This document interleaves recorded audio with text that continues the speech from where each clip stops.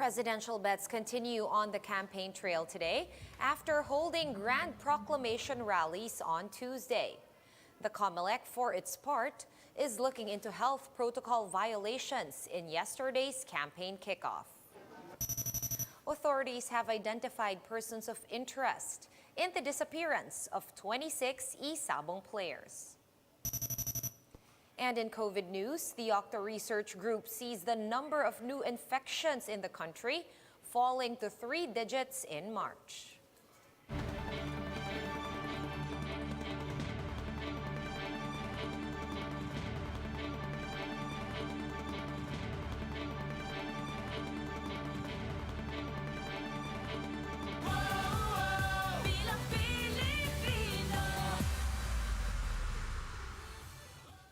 Fast, focused, and fearless. Here's a roundup of stories we're watching now. I'm Sean Yao.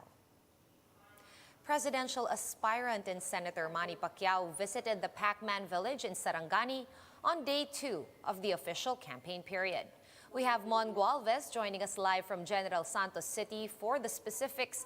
Mon, hi. How are things going down there in Gensan?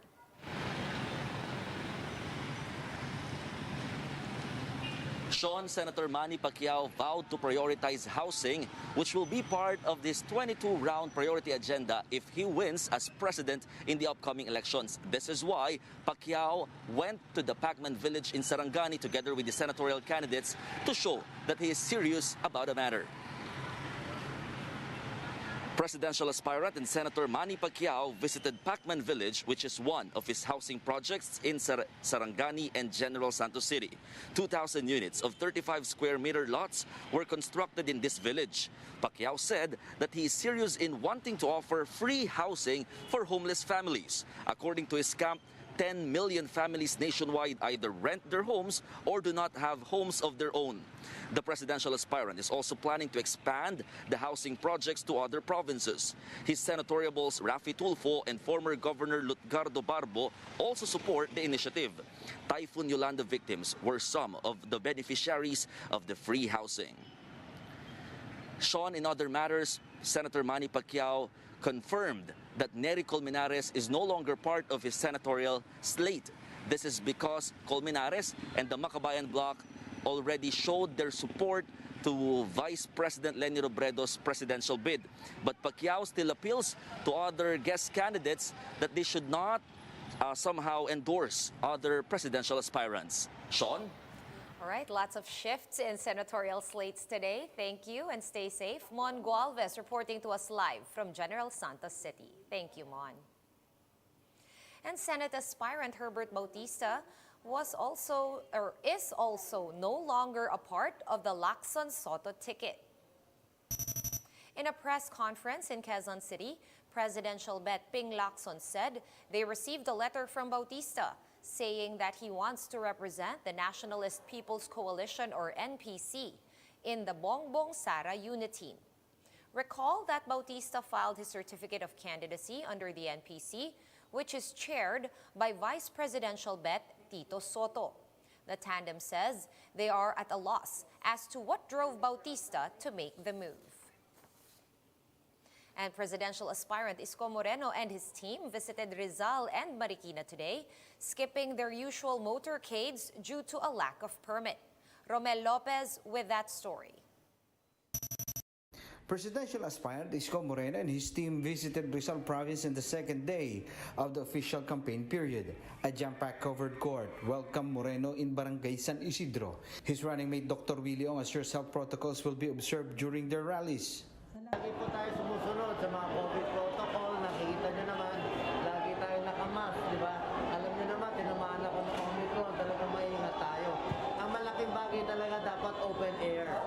Basta open air yung lugar, kahit sa caravan, mababa talaga yung risk.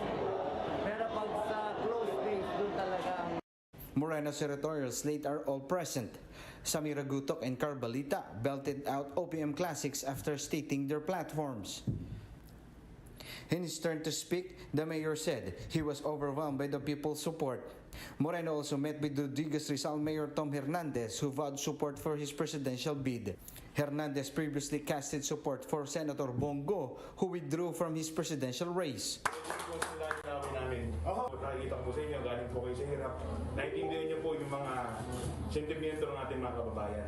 Meanwhile, all motorcade activities in Rizal were cancelled because the team failed to secure a permit. Bakit hindi na-grant? Tanungin mo na lang siguro yung commission. Pero nung hindi binigay, wala kayo narinig sa amin, sinunod namin. Moreno also visited nearby Marikina, also with no motorcade, for the same challenge securing a permit.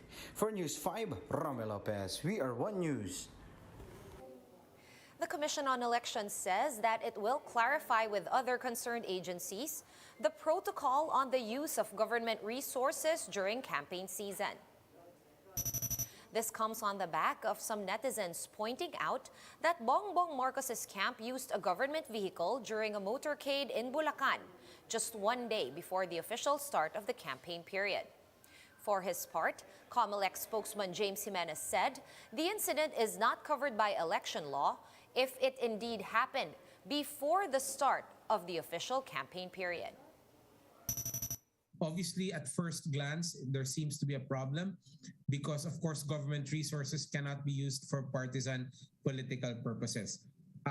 However, there is some CSC guidance, Civil Service Commission guidance, particularly on the matter of political officers, meaning to say persons who occupy elective office. And authorities have identified at least 2 persons of interest in the disappearance of some 26 cockfighters in Batangas. PNP spokesperson Colonel Jean Fajardo says they have obtained CCTV footage, which could help track down the missing cockfighters. The PNP is also investigating a group of online sabong players who have also allegedly gone missing in Laguna. One of the angles being looked at is the possibility of these missing persons being involved in game fixing. We are not discounting possibility that there are another angle. One of these is a group of individuals who might have suffered loss just because of the game fixing being practiced by these missing sabongeros.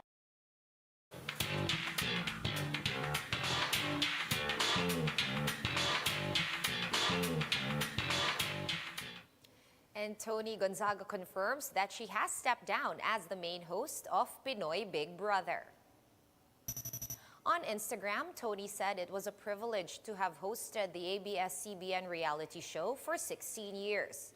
She also confirmed that fellow host Bianca Gonzalez will be replacing her. Tony became a trending topic online after hosting the proclamation rally of the Marcos Duterte tandem.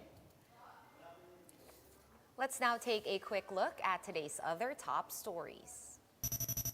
The TikTok user, who is supposedly part of an alleged assassination plot against Bongbong Marcos, has surrendered to authorities.